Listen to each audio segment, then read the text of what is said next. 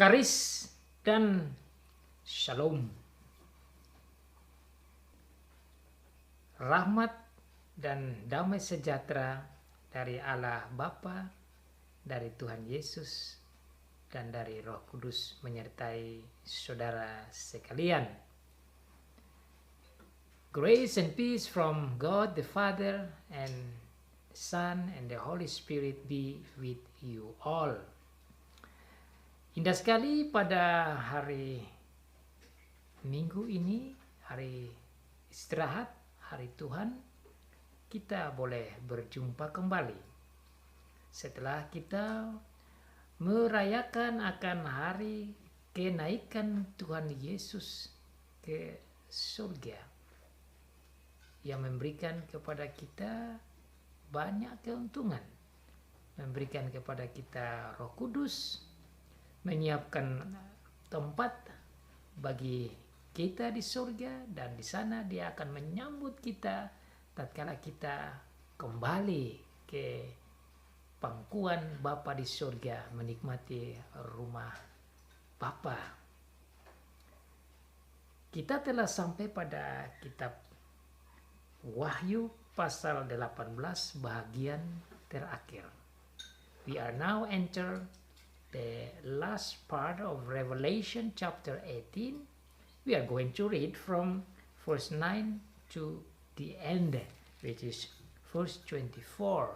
Kita akan membaca Wahyu pasal 18 bagian terakhir ayat 9 sampai ayat yang ke-24. Mari kita mendengar firman Tuhan. Here is the word of God.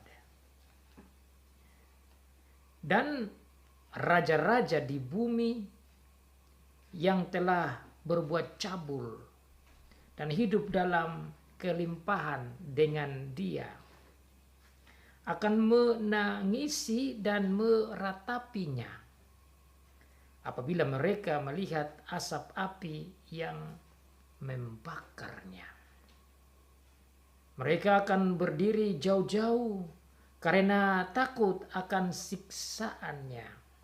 Dan mereka akan berkata, celaka, celaka engkau, hai kota yang besar, Babel, hai kota yang kuat. Sebab dalam 1 jam saja sudah berlangsung penghakimanmu.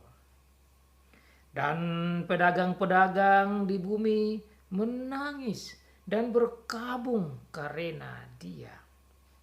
Sebab tidak ada orang lagi yang membeli barang-barang mereka, yaitu barang-barang dagangan dari emas dan perak, permata dan mutiara, dari lenan halus dan kain ungu, dari sutera dan kain kermisi, pelbagai jenis barang dari kayu yang harum baunya, pelbagai jenis barang dari gading, pelbagai jenis barang dari kayu yang mahal, dari tembaga, besi, dan walam, kulit manis dan rempah-rempah, wangi-wangian, mur dan kemenyan, anggur, minyak, tepung halus, dan gandum,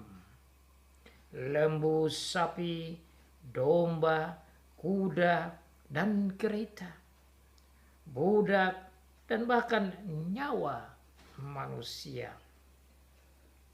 Dan mereka akan berkata, sudah lenyap buah-buahan yang diingini hatimu, dan segala yang mewah dan indah telah hilang daripadamu, dan tidak akan ditemukan lagi. Mereka yang memperdagangkan barang-barang itu, yang telah menjadi kaya oleh Dia, akan berdiri jauh-jauh karena takut akan siksaannya.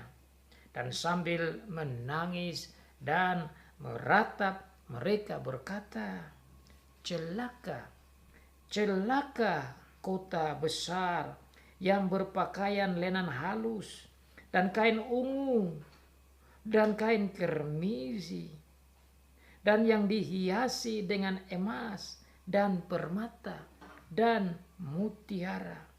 Sebab dalam 1 jam saja kekayaan sebanyak itu sudah binasa. Dan setiap nahkoda dan pelayar dan anak-anak kapal dan semua orang yang mata pencahariannya di laut berdiri jauh-jauh dan berseru ketika mereka melihat asap api yang membakarnya, katanya, kota manakah yang sama dengan kota besar ini?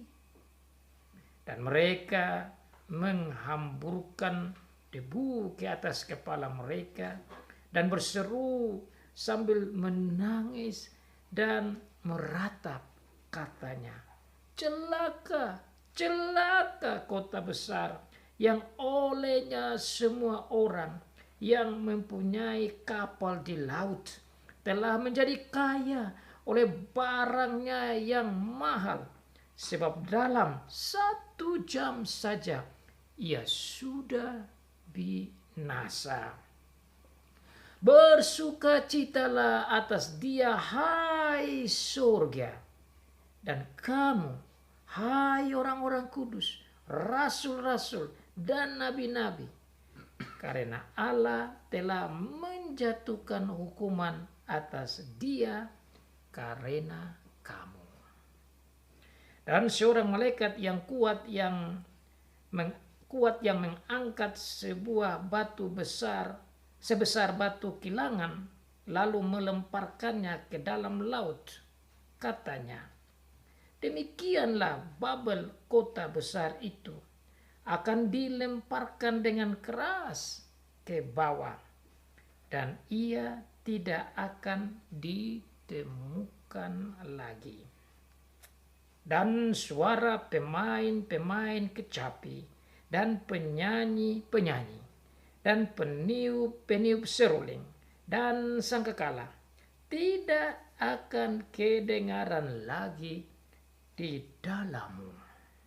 Dan seorang yang ahli dalam sesuatu kesenian tidak akan ditemukan lagi di dalammu. Dan suara kilangan tidak akan kedengaran lagi di dalammu. Dan cahaya lampu tidak akan bersinar lagi di dalammu.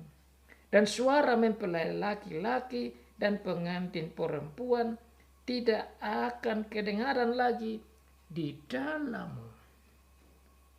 Karena pedagang-pedagangmu adalah pembesar-pembesar di bumi, oleh ilmu sihirmu semua bangsa disesatkan. Dan di dalamnya terdapat darah nabi-nabi dan orang-orang kudus dan darah semua orang yang dibunuh di bumi. So far the reading of the word of God. Demikianlah jauh pembacaan firman Tuhan. Diberkati bagi setiap anak Tuhan yang membaca, yang mendengar, dan yang melakukan firman Tuhan. Tema khotbah bagi kita pada saat ini berbunyi, dunia berduka cita, surga bersuka cita karena kejatuhan Babel. The world is grieving while the heaven is rejoicing because of the fall of Babylon. Dunia berkabung, menangis, berduka Tetapi surga bersukacita karena kejatuhan Babel. Pada minggu yang lalu, saudara, kita belajar tentang pengumuman kejatuhan Babel yang dikatakan jatuh, sudah jatuh, sudah jatuh, sudah rubuh Babel. Dan Babel menjadi sunyi senyap, menjadi desolasi, menjadi telanjang, dibakar, dan dibenci oleh binatang dan 10 tanduk, yaitu 10 raja yang sebenarnya bagian dari kerajaan iblis melawan kembali kota Babel, pusat kota kerajaan iblis. Jadi kita bisa lihat dari pasal 17 dengan pasal 18 bagian pertama ada penjelasan tentang bagaimana kejatuhan kerajaan iblis oleh karena iblis dengan kekuatannya sendiri melawan pusat kota itu sendiri. Dan itu dijelaskan jauh sebelum di pasal 14 dari Wahyu. Ayat yang ke-7. Demikian juga dilanjutkan di dalam pasal yang ke-17 dan pasal 18 minggu lalu. Dengan demikian saudara, seperti selalu saya katakan dalam khotbah-khotbah dalam kitab Wahyu, kita belajar bersama bahwa kitab Wahyu berisikan tentang betapa lemahnya, betapa kalahnya, dan betapa iblis dan kerajaannya tidak bisa melawan kerajaan Tuhan. Meskipun ada kekuatannya, tapi kekuatannya itu tidak seberapa, dan akibatnya dia rubuh, jatuh, kalah, dan hancur. Dan minggu ini kita bahas lebih dalam. Tuhan menjelaskan lebih dalam bagaimana Babel itu menjadi hancur lebur dan ditangisi, diratapi oleh mereka yang mengikutinya. Makanya saudara, Tuhan bilang yang punya hikmat gunakan itu, bahwa bilangan binatang, bilangan kerajaan iblis itu adalah 6, 6, 6. Terbatas. Kalah. Hancur. Binasa. Dan Tuhan bicara ini ulang-ulang, bahkan dibicarakan di pasal yang ke-17. Pasal 16, sekarang pasal 18 lagi, merupakan penjelasan lebih dalam bagaimana disampaikan dari sudut-sudut pandangan untuk menjelaskan secara terperinci bagaimana Babel itu jatuh, bagaimana iblis itu hancur dalam kerajaannya. Dan sebentar lagi dalam pasal selanjutnya, dalam pasal 20, pasal 21, iblis juga akan ditangkap dan dibuang ke dalam neraka bersama dengan nabi palsu dan semua orang-orang yang mengikuti dia. Tuhan kita itu baik. Meskipun jemaat dan gereja ada di dalam tantangan menghadapi bayang-bayang maut, bahkan menghadapi maut dan mati sekalipun, Tuhan datang memberikan hiburan supaya mereka tetap setia sampai mati. Itu tujuannya. Bagi saudara dan saya juga, kita belajar sampai dengan pasal 18 ini, kita harus melihat dengan kacamata Tuhan, bahwa tujuan Tuhan memberikan kita wahyu untuk kita bisa memahami secara dalam hebatnya Tuhan, perkasanya Tuhan, ajaibnya Tuhan, luar biasanya Tuhan. Bahkan Tuhan menjawab doa-doa orang percaya, para martir di surga. Dan pasal 18 ini adalah realisasi terwujud nyataan dari jawaban Tuhan kepada doa-doa orang percaya yang dijelaskan di dalam pasal 6 tatkala meterai yang kelima dibuka oleh Tuhan Yesus Kristus. Babel jatuh hancur dalam 1 hari. Bahkan dalam bagian ini dikatakan 1 jam saja selesai. Saudara, saya kombinasikan ayat yang ke-9 sampai ayat yang ke-24. Karena di dalam pasal 18 ayat 1 sampai ayat yang ke-8 itu sudah menyatakan tentang pengumuman kejatuhannya yang dipakai dalam bahasa asli, bahkan bahasa Inggris past tense, artinya sudah jatuh, untuk menyatakan kepada gereja bahwa sebenarnya meskipun mereka menghadapi tantangan dan kesulitan dan penganiayaan dari kroni-kroninya iblis, tapi dia sudah jatuh di tangan Tuhan, sudah tidak ada apa-apa lagi. Dan adalah tangisan dan duka cita. Kejatuhan Babel itu diumpamakan bagaikan batu kilangan yang berat dibuang ke dalam laut. Dan saya mau memulai dari ayat itu, yaitu ayat yang ke-21. I like to start with this sermon by seeing from verse 21 and following, and then going back to verse 9. Because God is explaining to His church, to us, how the city of the devil, which is Babylon, falls. Just like a milestone that being thrown into the deep of the ocean. Bagaikan batu kilangan besar itu yang dilemparkan ke dalam laut. Saudara, jangan, batu kilangan itu batu yang besar yang dipakai untuk menggiling gandum dan lain. Kalau batu kilangan itu yang kecil tidak bisa giling, itu harus bulat besar dan menggiling, diputar oleh kuda, ditarik untuk menggiling itu gandum dan lain sebagainya. Dipakai juga untuk bidang pertanian. Nah, itu bukan batu yang kecil. Tapi jangan kita bicara batu kecil, batu besar seperti batu kilangan. Batu kecil saja kalau dibuang di laut itu jatuh tenggelam. Tapi jatuhnya tidak secepat batu kilangan. So the shrinking down of a small stone into the ocean is going down not as fast as the milestone that being thrown down into the ocean. Ungkapan batu kilangan yang besar ini menunjukkan Babel itu kota yang ditunggang balikan oleh Tuhan.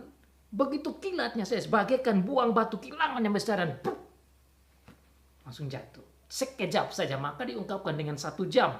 Dalam ayat yang lain dikatakan 1 hari. Bahkan dalam ayat selanjutnya dibilang 1 jam saja sudah binasa, sudah selesai. Betapa cepatnya kebinasaannya Babel di tangan Tuhan. Kenapa cepat? Karena dia melawan Tuhan, melawan anak domba, melawan Tuhan Yesus. Dan Tuhan sendiri membuat orang-orang di dalam itu, raja-raja di dalam itu, melawan kembali kota ini. Kota kerajaan iblis ini. Dan ini dilaksanakan dan terjadi oleh karena keinginan Tuhan supaya firman Tuhan itu digenapi. Itu yang disebutkan di dalam pasal 17 ayat 15 sampai ayat 18. Khotbah 2 minggu yang lalu. Dia jatuh bagai batu kilangan.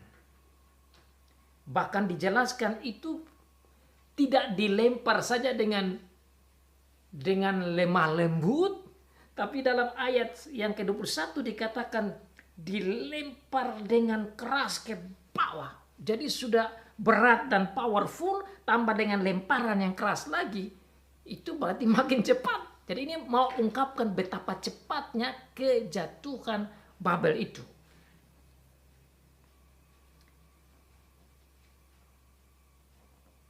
With such violence, the great city of Babylon will be thrown down, never to be found again. Tidak akan ditemukan lagi. Jadi sudah jatuh dengan begitu cepat, terus tidak ditemukan lagi. Artinya the end of the story of Babylon.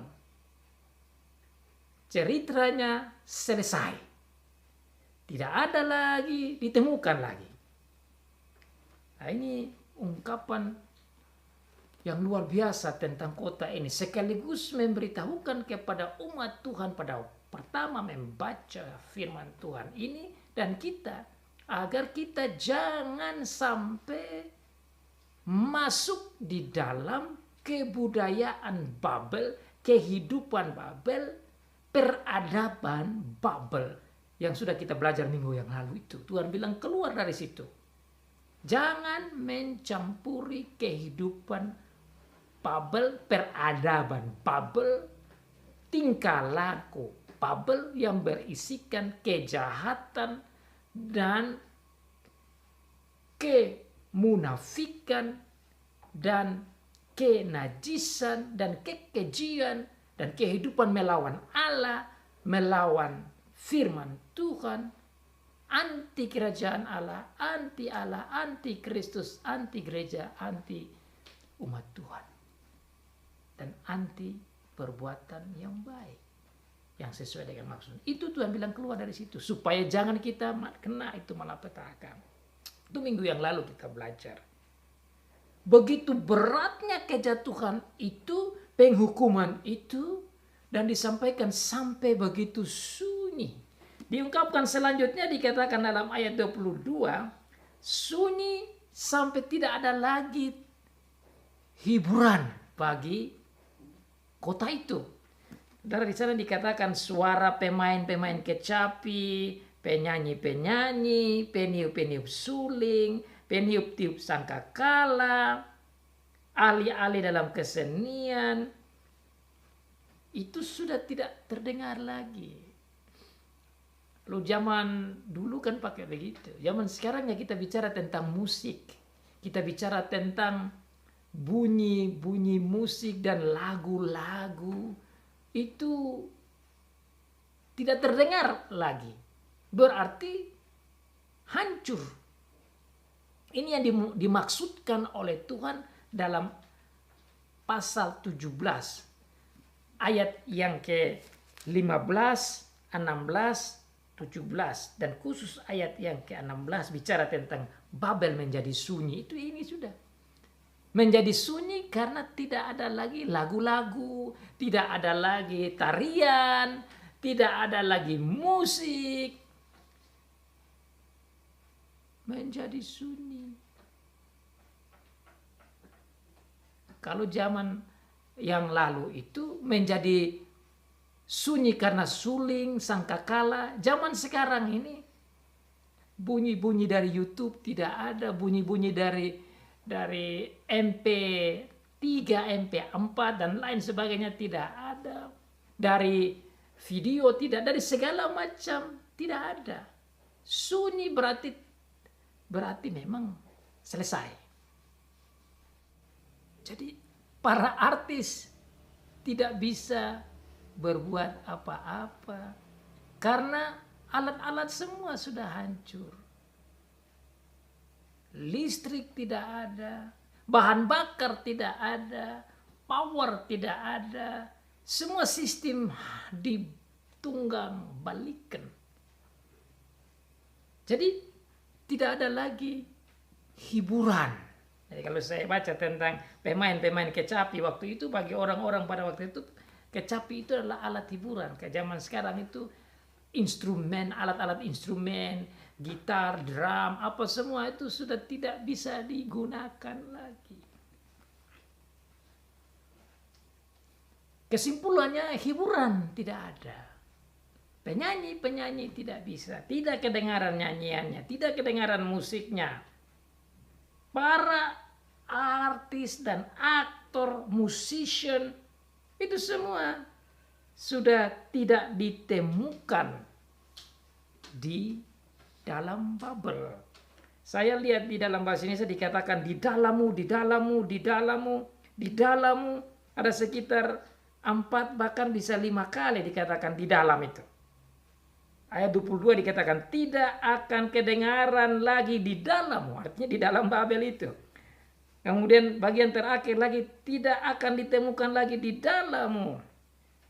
Kilangan tidak kedengaran lagi di dalammu.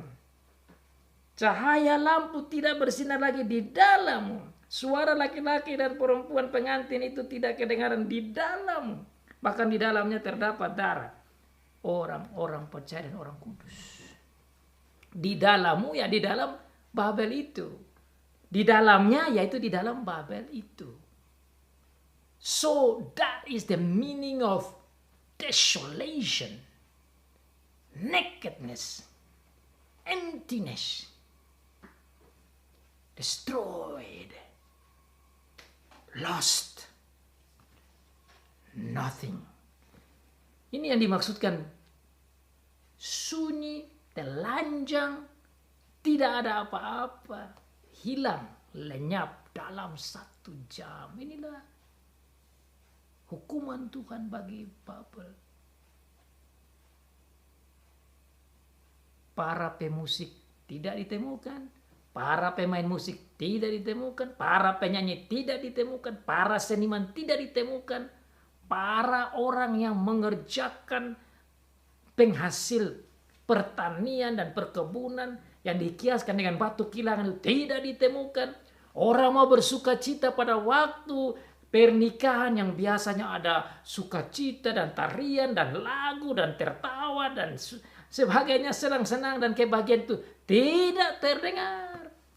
Ini ungkapan betapa sedihnya hukuman yang berat dan dahsyat yang Tuhan arahkan kepada Babel.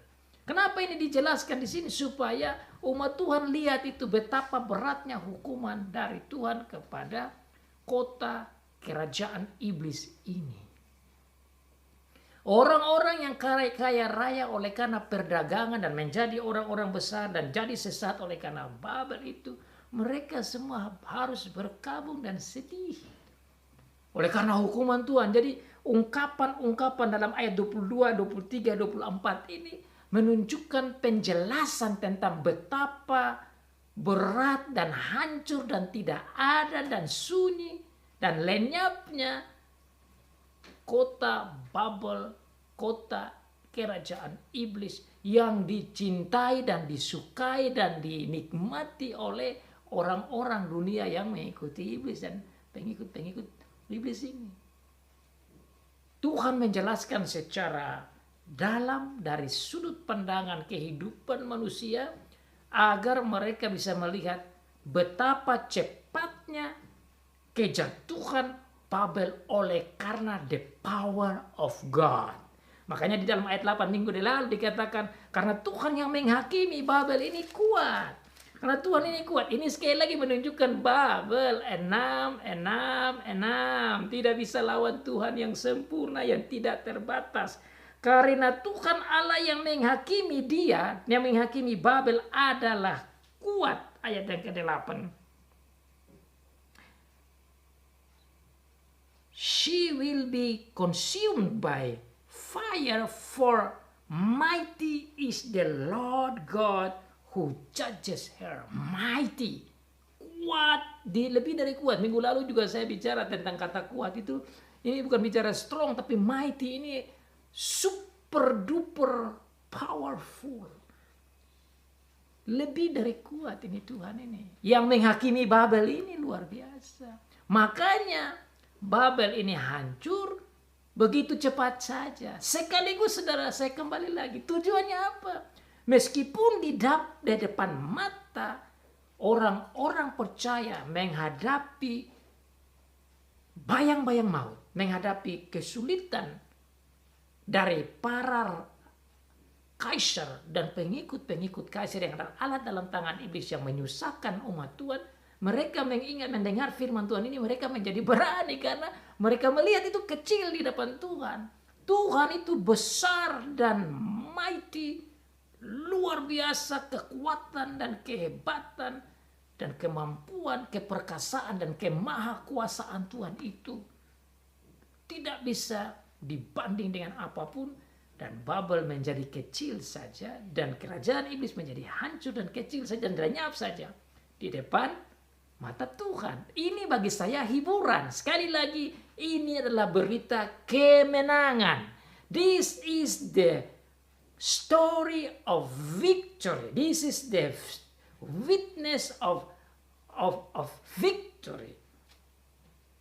Ini berita tentang kekuatan dan kemenangan Tuhan. Makanya saya selalu katakan, Wahyu berisikan tentang kemenangan, kemenangan, kemenangan, kemenangan, kemenangan, never ending victory. Cerita tentang kemenangan demi kemenangan yang tidak ada akhirnya.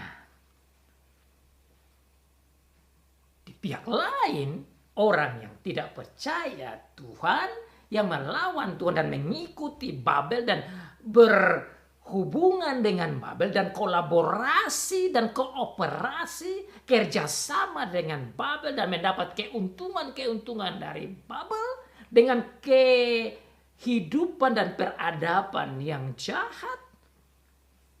Sebelumnya mereka mungkin bersuka cita karena kekayaan yang dia miliki. Tatkala penghakiman datang, yang ada adalah air mata. Now when the judging come, when the punishment come, when God judges people who are working together and do the cooperation and collaboration with Babel in their wicked life and wicked attitude and action, now they are harvesting with tears. Now mereka mulai panen air mata.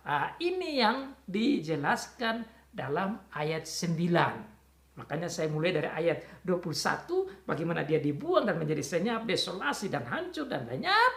Akibatnya itu terjadi duka cita, perkabungan, ratapan air mata yang dijelaskan oleh Tuhan di ayat 9 sampai dengan ayat 19. 10 ayat ini menjelaskan tentang betapa dalamnya duka cita dunia. Itu yang membuat saya membuat tema khotbah ini, dunia berduka cita.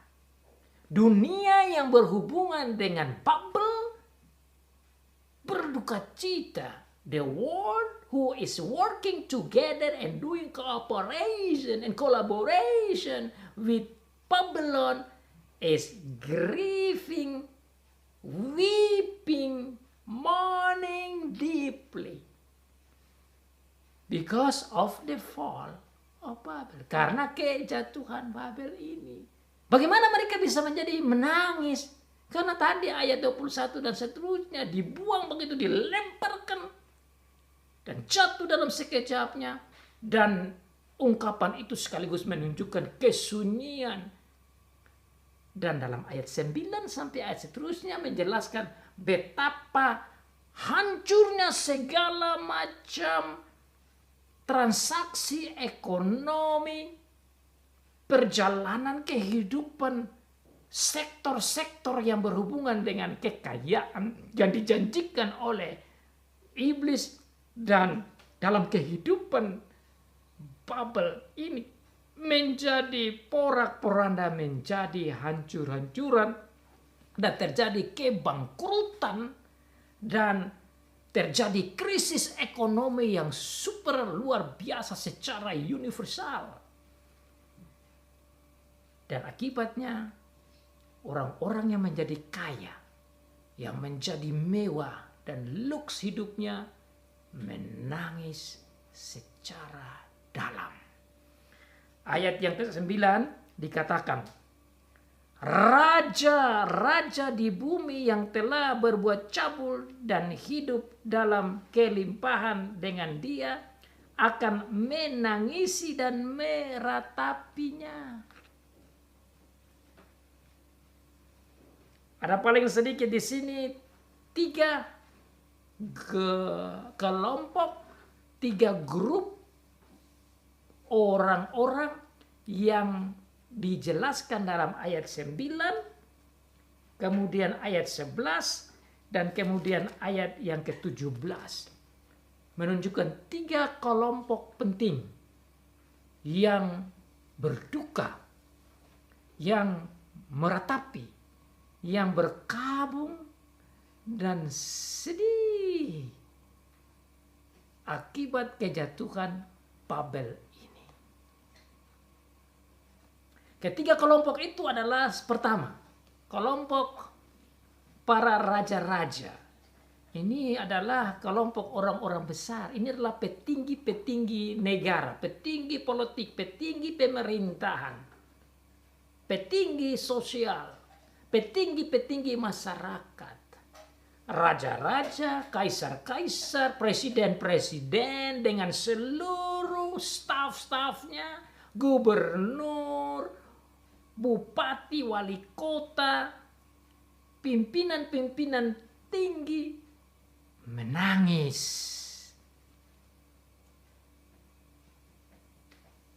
Berkabung, berduka secara dalam karena kejatuhan Babel. Mereka akan menangis dan meratapinya apabila mereka melihat asap yang membakarnya itu. Ini sudah dijelaskan jauh sebelum terjadi. Mereka akan berdiri jauh-jauh karena takut akan siksaannya. Jadi tidak bisa dekat lagi. Merasa ngeri akan kejatuhan Babel ini. Tuhan menjelaskan secara dalam bagaimana dampak kejatuhan itu terhadap para pimpinan-pimpinan. Berarti tidak ada harapan. There is no hope for the political leaders. There is no hope anymore for the government. There is no hope for the social leaders.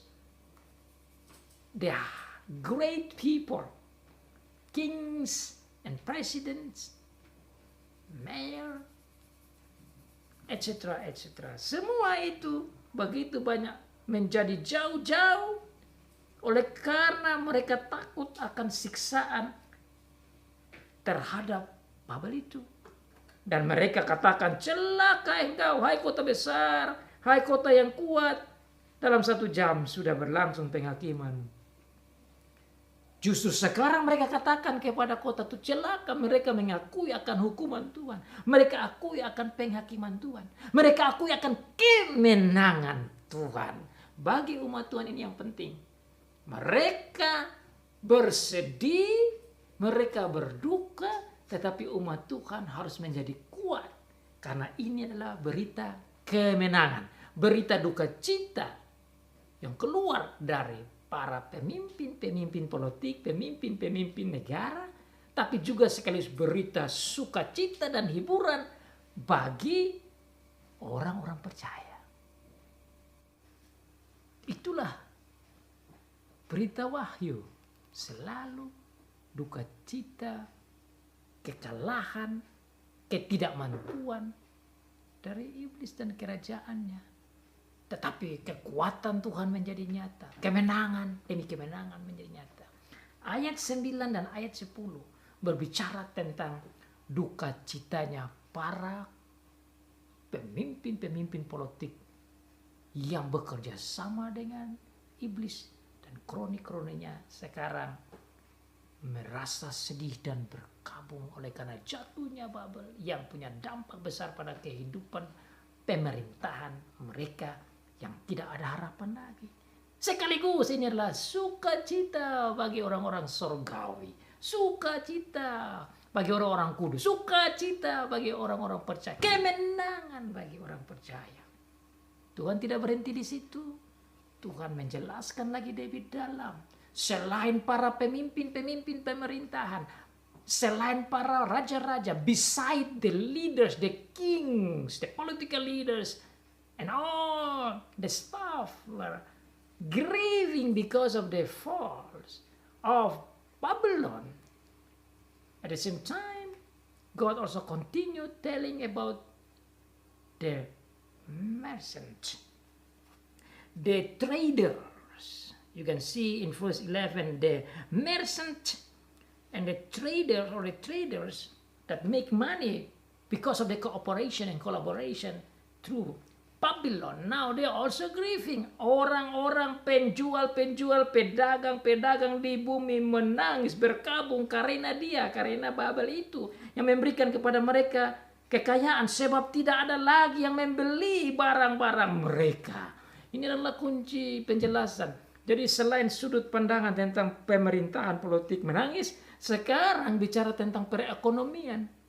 Para pedagang-pedagang yang membuat transaksi keuangan itu berputar dalam negara, di dalam satu daerah, di dalam satu provinsi, dalam satu kabupaten, kota, di dalam benua, di dalam dunia, secara universal stagnan, terjepit, bangkrut, lesu dan tidak bisa buat apa-apa lagi karena tidak ada orang yang membeli barang-barang mereka.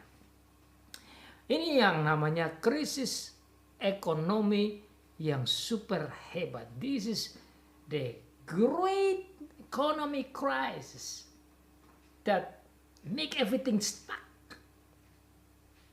and everybody cannot sell or buy anymore because of this falling of Babylon. Saudara masih ingat di dalam pasal 13 dikatakan bahwa mereka menguasai ekonomi dan beria-ria dan bersukacita karena mereka saja yang atur ekonomi, dan orang-orang percaya menjadi susah menderita oleh karena strategi-strategi busuk dan mengekskomunikasikan orang-orang gereja, orang-orang percaya, dan orang percaya menjadi sulit sekali. Sekarang mereka justru terbalik, menjadi susah, menjadi sedih karena tidak lagi jalan ekonomi.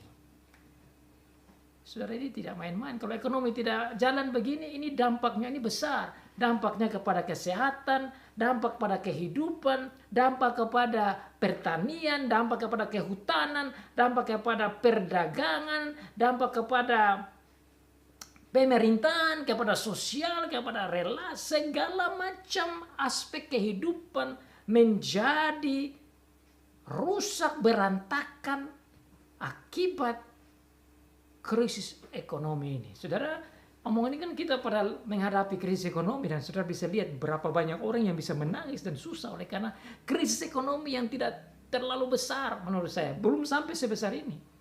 Krisis ekonomi yang kita pernah alami di negara kita sini pun terjadi, tetapi masih bisa diizinkan oleh Tuhan untuk berjalan sini sana agar transaksi ekonomi itu jalan. Jadi belum jadi krisis ekonomi yang hebat.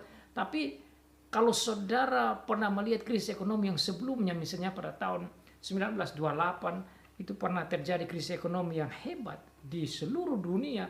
Itu banyak orang susah sekali. Meskipun tidak separah ini, tapi itu udah bisa ada gambaran, example to understand what the meaning of the universal economic crisis, world economic crisis. Orang kaya juga menangis, raja-raja menangis. Saudara bayangkan, sekarang saya belum lihat orang-orang raja-raja sampai menangis karena masih ada harta kekayaan dan masih ada transaksi ekonomi. Tapi yang dibicarakan di sini, saudara, sampai raja-raja itu menangis. Ini bukan main-main. Sampai pemimpin presiden, pemimpin negara menangis, itu bukan main-main. Setelah itu sampai para pedagang-pedagang menangis, ini bukan main-main. Kalau pedagang-pedagang menangis, itu berarti dalam keluarga itu penuh dengan tangisan. Dan ini saudara, kalau bicara pedagang-pedagang ini udah bicara tentang orang-orang yang kaya. Nah, kalau orang-orang yang kaya saja menangis, apalagi orang-orang yang menengah ke bawah. So even if the rich trader, these guys are actually rich people who makes a lot of money, crying. Moreover, the middle and lower level people, they even cry more. Mereka akan menangis lebih lagi dari yang ditangisi oleh yang lebih kaya. Maaf. Jadi Tuhan menjelaskan tentang betapa beratnya kejatuhan Babel ini, betapa ngerinya dampaknya terhadap para pengikut pengikut iblis, yang menyembah iblis, yang berleha-leha dan bersenang-senang oleh karena kekayaan yang mereka alami sekarang menjadi tangisan, duka cita, barang-barang tidak bisa dijual atau juga orang-orang tidak membeli. Oh, tidak ada orang lagi yang membeli barang-barang mereka. Barang-barang apa? Saya catat di sini dan saya hitung ada sekitar 28 macam jenis barang.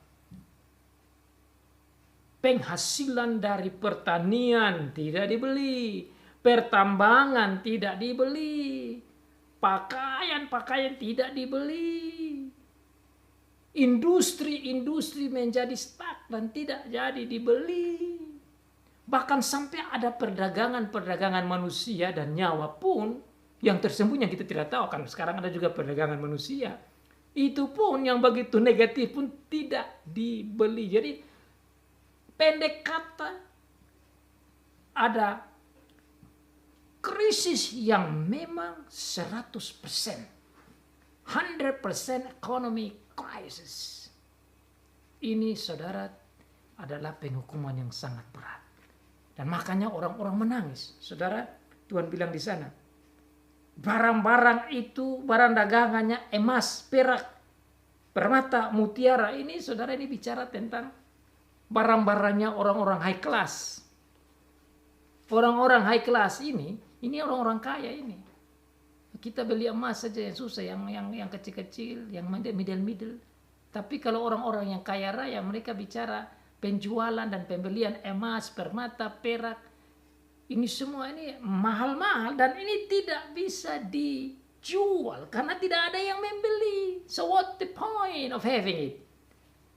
Apa poinnya punya itu? Saudara mau punya emas satu rumah penuh atau satu istana penuh dengan emas, there is no point for it. Tidak ada gunanya. Yang ada hanya saudara menangis saja. Saudara mau mempunyai permata bertonton, tidak ada guna, tidak ada orang yang beli. Tidak ada value-nya, tidak ada nilainya. Mutiara yang begitu mahal, saudara mau punya beribu-ribu ton atau berapa banyak pun, tidak ada gunanya. Maka tangisan itu bicara tentang emas, saudara-saudara, perak, saudara-saudara, mutiara, permata. Ini barang-barang luxury, tidak ada gunanya. Lenan halus itu barang-barang mahal juga pada waktu itu. Ini ibarat kita sekarang pakaian-pakaian high class yang berharga ratusan juta pun tidak ada gunanya. Mau buang di jalan raya pun orang tidak berguna untuk apa itu? Tidak ada manfaat. Value-nya, nilainya tidak ada di depan mata manusia. Kain ungu, saudara masih ingat kain ungu itu juga satu kain yang sangat berharga itu. Di Alkitab bicara tentang itu, di kitab Kisah Para Rasul bicara ini kain yang nilainya sangat tinggi. Di sini tidak ada. Orang-orang yang punya kain ini pun menangis. Orang-orang punya mutiara menangis. Orang-orang yang punya emas menangis. Orang-orang yang punya permata menangis. Orang-orang yang punya perak menangis. What's the point? Apa tujuan? Tidak ada gunanya itu. Sutra, saudara tahu pakaian dari sutra itu mahal. Tidak semua orang punya pakaian dari sutra. Tidak dibeli. Kain kermisi itu juga kain yang mahal. Dan ini salah satu kain yang dipakai sebagai lambang Babel. Babel itu berpakaian kain ungu, berpakaian kermisi, dihiasi dengan emas di pakaiannya, permata di pakaiannya, mutiara di pakaiannya. Itu ungkapan betapa luxury dan kaya rayanya Babel ini. Orang-orang di dalamnya ini menjual, menangis, tidak ada harapan. Meskipun di dalam rumahnya itu, pabriknya itu, punya banyak, tidak ada gunanya. Makanya tangisan. Tuhan mencatat ini semua dan menjelaskan ini semua di sini supaya gereja mengerti. Tujuannya apa? Supaya gereja lihat bahwa jangan buru itu. Makanya Alkitab katakan, saudara, ya, firman Tuhan Yesus katakan tentang masalah khawatir. Dia bilang, jangan khawatir, lihat saja burung-burung tidak bikin apa-apa, saya kasih makan, Tuhan kasih makan. Semua orang cari pakaian, cari makanan. Tapi itu semua itu Tuhan bisa siap. Jangan itu yang dikhawatirkan. Carilah dulu kerajaan Allah. Yang ini jangan kita cari itu. Tidak terlalu penting. Itu di bawah. Yang nomor satu adalah kerajaan Allah. Supaya tatkala mendengar ini bersuka cita. Karena kerajaan Allah dan firman Allah itu number one. Now these things become useless. Sekarang saudara-saudara punya ini, kalau tetap ikuti iblis juga dan strategi iblis dan sampai pada saatnya menangis saja. Ini merupakan nasihat sekaligus berita bagi gereja pada waktu itu dan juga bagi kita pada saat ini untuk lebih berhati-hati di dalam mengelola hidup, di dalam menjalankan kehidupan dalam peradaban kita masing-masing untuk bagaimana menjadi cerdik dan menjadi bijak di dalam kehidupan kita. Jangan sampai uang, permata, kemewahan menjerat kita sehingga kita lupa kerajaan Allah dan kita menomorsatukan yang ini sehingga kita terjerat seperti apa yang terjadi di sini. Kumpul banyak-banyak, tahu-tahunya juga seperti useless saja, tidak ada gunanya. Ini Tuhan mencatat ini barang-barang mewah semua, pelbagai barang dari kayu yang harum baunya. Saudara, kalau kita bicara kayu yang harum baunya, kita di Indonesia cukup terkenal. Kayu gaharu misalnya itu mahal, bukan main-main. Kayu cendana yang wangi, mahal, bukan main-main. Mahal, tapi itu semua itu seperti kayu api saja. Diinjak-injak saja dan tidak ada, seperti sampah saja. Oh, saudara cari kayu gaharu sekarang itu yang mahal dan susah. Saudara cari kayu cendana, mahal dan susah. Dan ada berbagai macam kayu-kayu yang lain yang wangi baunya itu menjadi mahal pada saat orang menjual dan menjadi kaya gara-gara itu. Sekarang Tuhan bilang saat Tuhan memberikan penghakiman atas Babel ini terhadap kota ini, semua itu tidak ada guna, useless. Makanya yang utama itu adalah the kingdom of God. Believe in God, follow God. Carilah dahulu kerajaan Allah dan kebenarannya, itu yang Tuhan Yesus sampaikan. Maka semua yang lain, makanan, pakaian, uang, kehidupan, itu akan Tuhan kasih. Kalau makanan dan pakaian dan uang dan ekonomi itu nomor satu dan Tuhan tidak jadi nomor satu, inilah konsekuensinya. Tangisan yang mendalam, duka yang panjang tanpa hentinya. Tetapi bagi mereka yang mendahulukan, nomor satukan kerajaan Allah, dunia berduka, orang-orang surga bersuka cita.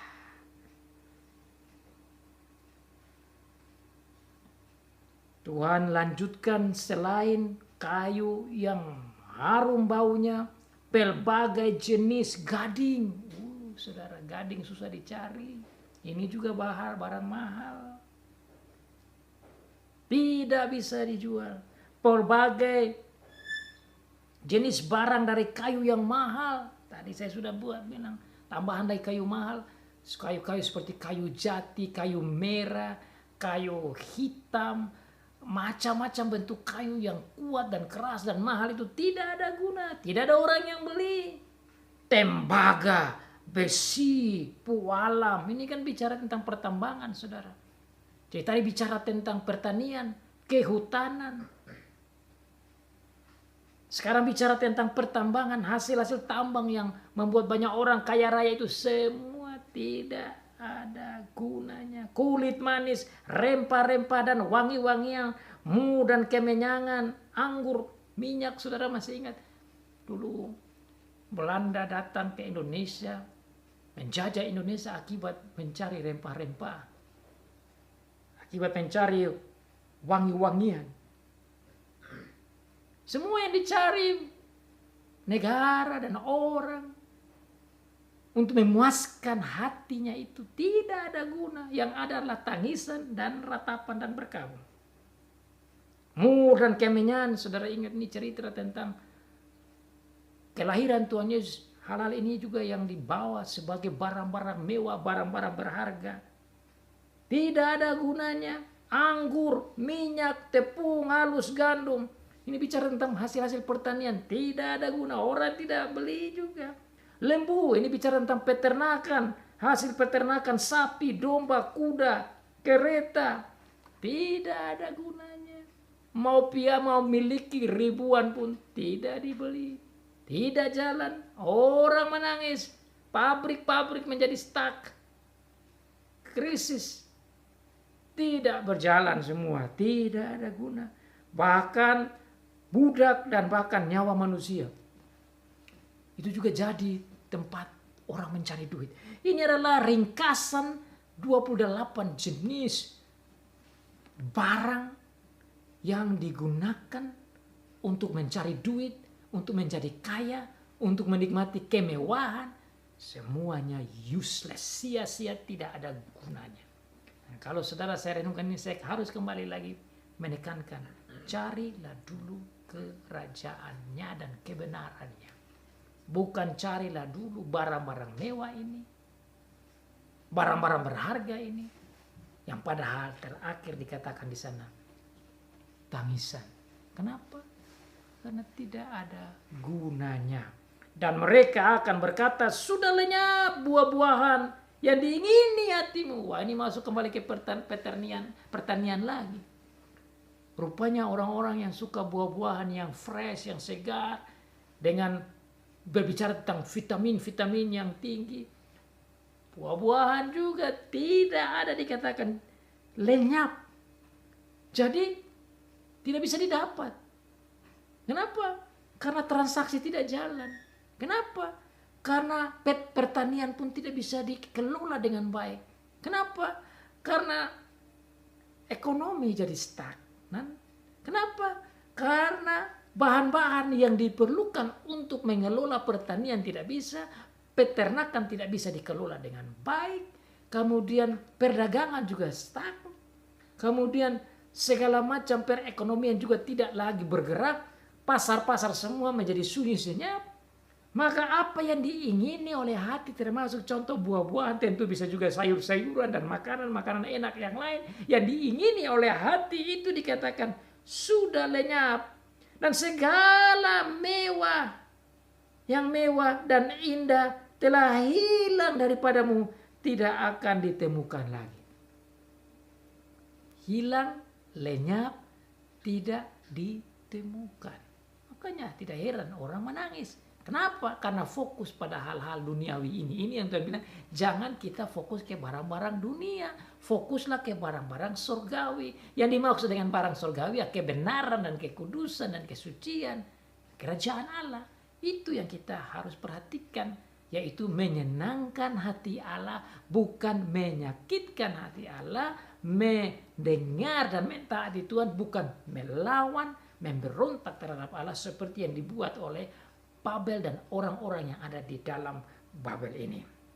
Mereka yang memperdagangkan barang-barang itu, maksudnya barang-barang mewah dan berharga yang bisa menghasilkan uang, yang telah menjadi kaya oleh dia. Benar. Orang-orang menjadi kaya oleh karena barang-barang ini. Sekarang menjadi menderita, susah, dan menangis. Mereka akan berdiri jauh-jauh karena takut akan siksaannya. Jadi Babel itu mendapat siksaan, punishment, hukuman dari Tuhan yang kuat. Dan sambil menangis dan meratap, mereka berkata, ayat 16, celaka, celaka kota besar yang berpakaian lenan halus. Tadi dibicarakan kembali tentang ciri khas kota yang kaya raya ini. Kain ungu, kermisi, emas, perak, mutiara yang ada di dalamnya itu sekarang menjadi binasa dalam 1 jam saja. Seperti tadi dikatakan, dibuang dengan keras ke dalam air laut, lenyap. pemimpin-pemimpin politik, pemimpin-pemimpin negara menangis. Pemimpin-pemimpin pemerintahan menangis. Orang-orang besar secara politik menangis.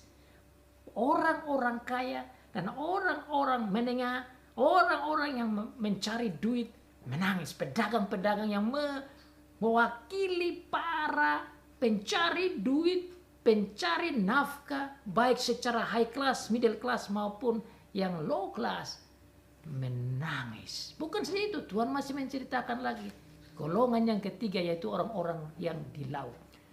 Tadi sudah bicara orang-orang yang di darat, tadi sudah bicara tentang orang-orang yang di dalam politik, sekarang Tuhan bicara lagi orang-orang yang di laut. Para kapten-kapten, bahasa Indonesia-nya nahkoda, bahasa Inggris bilang kapten-kapten kapal menangis. Para pelayar-pelayar menangis. Para nelayan-nelayan yang cari ikan menangis. Jadi industri kelautan pun menjadi hancur oleh karena hukuman Tuhan atas Babel ini. Dan setiap nahkoda dan pelayar dan anak-anak kapal dan semua orang yang mata pencariannya di laut berdiri jauh-jauh dan berseru ketika mereka melihat asap api yang membakarnya. Katanya, kota manakah yang sama dengan kota besar ini? Dan mereka menghamburkan debu ke atas kepala mereka dan berseru sambil menangis dan meratap. Menghamburkan debu itu biasa ungkapan yang menunjukkan betapa mereka sangat sedih dan berkabung. Ditaruh debu di atas kepalanya menunjukkan betapa sedih yang mendalam. Para pemimpin raja-raja menangis.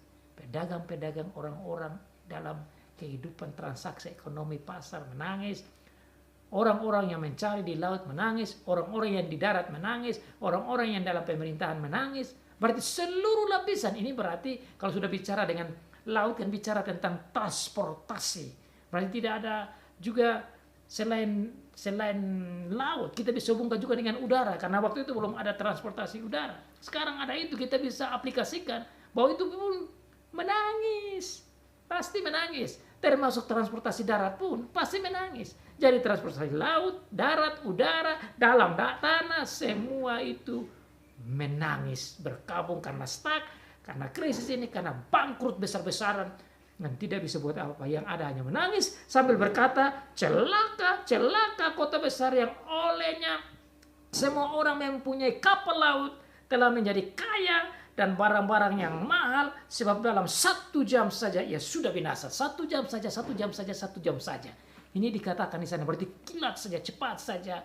Semua perekonomian menjadi hancur dan tidak lain. Kalau sudah menangis begini, berarti penderitaan, berarti kesusahan. Ini sekaligus menunjukkan kemenangan Allah. Sekaligus menunjukkan kehebatan Allah. Sekaligus menunjukkan ketidakmampuan iblis dan kerajaannya dan kemampuannya. Itu yang terjadi. Makanya saudara, saya katakan sebelum kesimpulan Tuhan bilang 6. Inilah faktanya. Terbatas, terbatas, terbatas. Tidak perlu kita takut. Tidak perlu kita khawatir. Tatkala kita ikut Tuhan dan tatkala kita disusahkan, tatkala kita dianiaya, tatkala kita dianggap remeh, tatkala kita diancam, tatkala kita kehilangan nyawa sekalipun,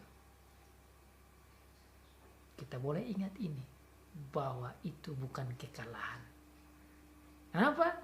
Karena di depan Tuhan itu hanya piece of cake, bahasa Inggrisnya, kecil saja. Iblis itu kecil saja. Makanya orang-orang yang mengikuti dia sampai katakan dalam 1 jam saja, bagaikan batu kilangannya dilemparkan dan sekejap saja selesai. Oleh karena kejatuhan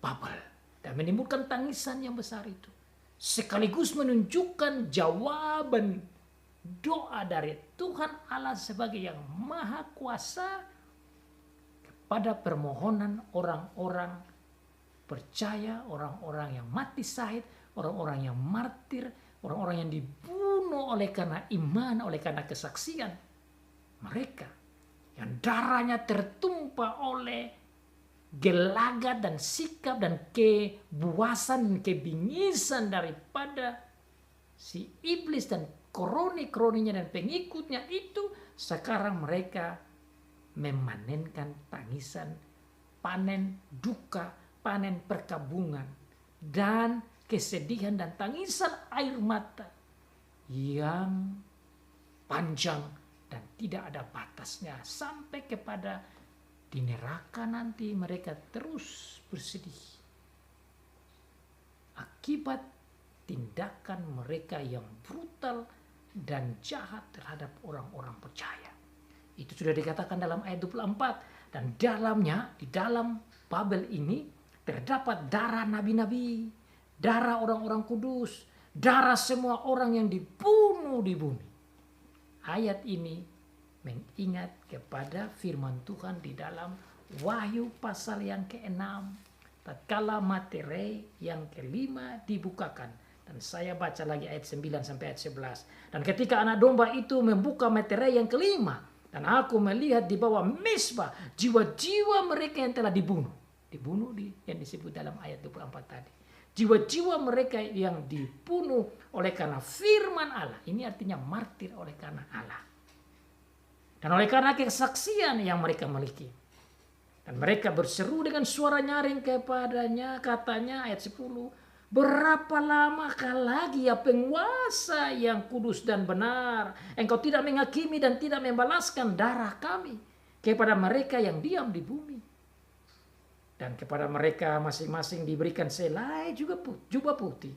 Dan kepada mereka dikatakan, Tuhan berkata kepada mereka bahwa mereka harus beristirahat sedikit waktu lagi, sehingga genap jumlah kawan-kawan pelayan dan saudara-saudara mereka yang akan dibunuh sama seperti mereka. Ayat ini menunjukkan saudara bahwa kematian itu bukan the end of everything. Kematian itu bukan akhir dari segala sesuatu. Kematian dibunuh oleh karena iman itu merupakan jembatan kepada hidup yang kekal. Ini yang saya bisa paham dari ayat itu dihubungkan dengan ayat 24. Bahwa sekalipun mati karena iman, itu bagian dari rencana Tuhan. Dan tatkala Tuhan menghakimi Babel dan orang-orang yang ikut dengan berbagai macam kejahatan itu, ayat yang ke-20 dikatakan, bersukacitalah atas dia hai sorga, bersukacitalah kamu hai orang-orang kudus, bersukacitalah rasul-rasul dan nabi-nabi, karena Allah telah menjatuhkan hukuman atas dia, yaitu atas Babel, karena kamu. Ini adalah jawaban doa terhadap permohonan orang-orang martir, orang-orang kudus, para rasul, nabi-nabi, pengikut Tuhan, orang-orang percaya di surga. Tuhan menjawab doa-doa mereka. Itu dijawab dalam ayat yang ke-20. Mereka bersukacita. Dunia berduka cita. Surga bersuka cita karena jatuhnya Babel. Surga bersuka cita karena kemenangan. Surga bersuka cita karena hukuman atas Babel ini. Surga bersuka cita karena Tuhan menjawab doa mereka. Surga bersuka cita karena Tuhan menunjukkan keadilannya. Surga bersuka cita karena Bapa dan Anak dan Roh Kudus menunjukkan ini. Surga bersuka cita karena perang atas Babel dimenangkan oleh anak domba Allah. Siapa anak domba Allah? Dialah yang mati dan bangkit yang kita rayakan hari Kamis yang lalu. Dia naik ke surga, duduk di sebelah kanan Allah. Dengan dia naik ke surga, duduk di sebelah kanan Allah, itu menunjukkan kemenangannya untuk mengatur segala sesuatu di bumi ini, termasuk berperang untuk kemenangan saudara dan saya, untuk menjadi dasar sukacita. Dia di sana dia katakan supaya dia turunkan Roh Kudus bagi kita sebagai bagian keuntungan dia naik ke surga. Dia di sana supaya dia bisa mengatur segala sesuatu. Dia di sana supaya dia menerima kuasa di surga dan di bumi. Dia di sana supaya dia mengontrol. Dia di sana untuk menunjukkan betapa kuat dan betapa menang. Dan ringkasan kemenangan yang kita baca di sini dalam pasal 18 menunjukkan bukti kenaikannya di surga untuk kebaikan saudara dan saya, untuk memberikan keuntungan bagi saudara dan saya. Panggilan kita bagi kita dalam merayakan kenaikan Tuhan Yesus ke surga, kita boleh ingat bahwa dengan dia naik ke sorga, agar kita mendapat Roh Kudus. Dia naik ke sorga agar kita bisa menikmati rumah yang dia siapkan. Dia naik ke sorga agar dia bisa mengatur semua yang ada di sorga dan di bumi dengan kuasanya. Dia naik ke sorga supaya dia menghancurkan segala macam kekuatan iblis dan Babel dan semua yang ada. Kita hanya bisa bersyukur karena kemenangan demi kemenangan yang kita peroleh di dalam Tuhan Yesus Kristus. Dunia berduka cita dan sedih dan meratap dan penuh dengan tangisan. Sementara orang-orang surga bersuka cita karena jatuhnya Babel. The world is grieving deeply while the heavenly people rejoice because of the victory in our Lord Jesus Christ. Kita adalah lebih dari pemenang di dalam Tuhan Yesus yang telah bangkit dan telah naik ke surga, duduk di sebelah kanan Allah Bapa, demi kemenangan, kebaikan, keuntungan, dan telah mengirimkan Tuhan Roh Kudus bagi kita, menjadi guru batin kita, untuk kita tetap setia. Carilah dahulu kerajaan Allah dan kebenarannya, dan puji dan sembah dan muliakan Dia yang selalu memberikan kita kemenangan. Bersukacitalah hai orang surgawi karena kejatuhan Babel. Amin.